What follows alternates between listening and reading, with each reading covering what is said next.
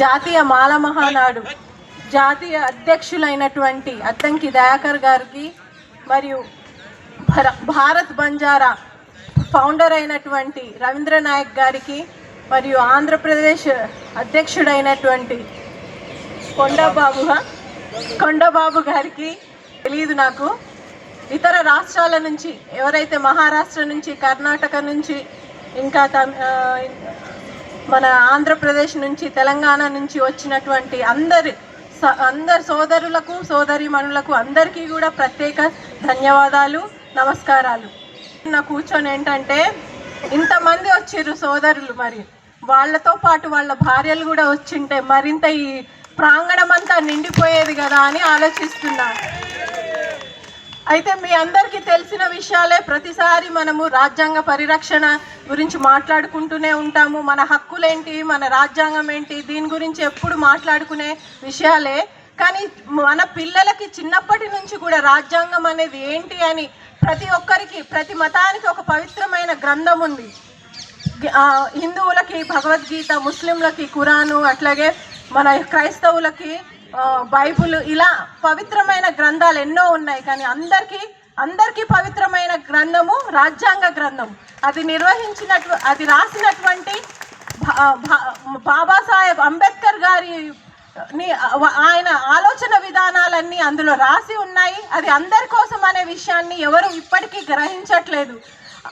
ఆయన రాసిన రాజ్యాంగం కేవలము దళితులకు, బడుగు బలహీన వర్గాలకు మాత్రమే అని ఆలోచిస్తున్నారు. కానీ ఆయన రాసింది ఈ భారతదేశం కోసమని ఎవరు ఆలోచించట్లేదు. ఎవరైతే ఉన్నత పదవుల్లో ఉన్నారో, మంత్రులుగా, ముఖ్యమంత్రులుగా, ప్రధానమంత్రులుగా కూడా ఉన్నటువంటి ఈ యొక్క భారతదేశంలో వాళ్ళు గుర్తించట్లేదు అంటే దీనికి కారణం ఏంటంటే వాళ్ళకి అవగాహన లేకపోవడమా, లేకపోతే తెలిసినా కూడా మనమే ఎప్పుడు ప్రతిసారి అగ్రవర్ణాలు వాళ్ళ విధానమా ఒకసారి గ్రహించాలి. బాబాసాహెబ్ అంబేద్కర్ గారు రాసింది ఏంటంటే అందరికీ సమానమైన హక్కులు వాళ్ళకి రావాలని, అందరూ సమానంగా బతకాలని, సమాజ స్థాపన జరగాలని ఆయన రాసినటువంటి రాజ్యాంగాన్ని నెగ్లెక్ట్ చేస్తున్నారంటే దానికి కారణం ఏంటి అంటే వాళ్ళే ఈ దేశాన్ని ఏలాలనే ఆలోచనలో ఉన్నారు.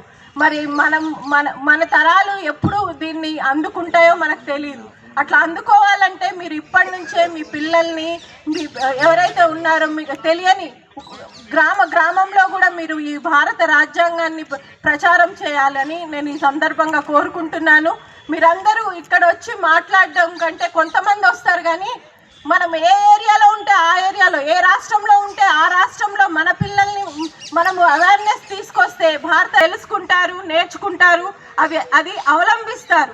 దానివల్ల ప్రత్యేకంగా మనము ఢిల్లీలో కానీ లేకపోతే ఎక్కడ క్యాపిటల్ ఉంటే అక్కడ మనం ఇలాంటి ప్రోగ్రామ్స్ పెట్టుకోవడం కూడా తగ్గుతుంది. ఈ సభ కూడా డెవలప్ అవ్వడానికి ముందుకు వస్తారు. కాబట్టి మీరు గ్రహించాల్సింది ఏంటంటే మహిళలు కూడా సగభాగం ఉన్నారు.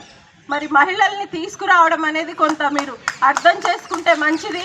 ఎందుకంటే ఎప్పుడైతే 50% ఉన్నటువంటి మహిళలు అభివృద్ధి చెందుతారో అప్పుడే భారతదేశం అభివృద్ధి చెందుతుంది అని మనకి బాబాసాహెబ్ అంబేద్కర్ గారు ఆ రోజే చెప్పారు.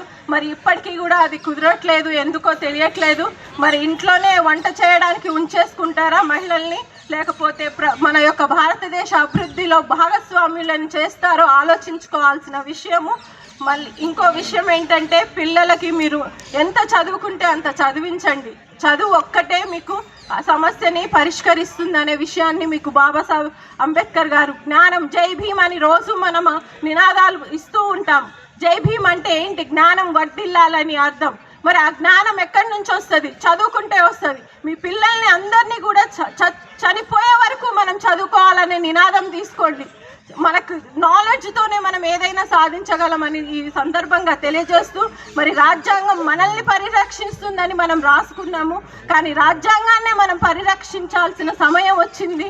సో దీనికి మనం మన వంతు బాధ్యత వహిస్తూ భారత రాజ్యాంగాన్ని పరిరక్షించుకోవడం అనేది అందరి బాధ్యత. ఒక ఎస్సీ, ఎస్టీ, బీసీలదే కాదు, ఓసీల బాధ్యత కూడా అని తెలియజేస్తూ ముగిస్తున్నాను. Thank you so much.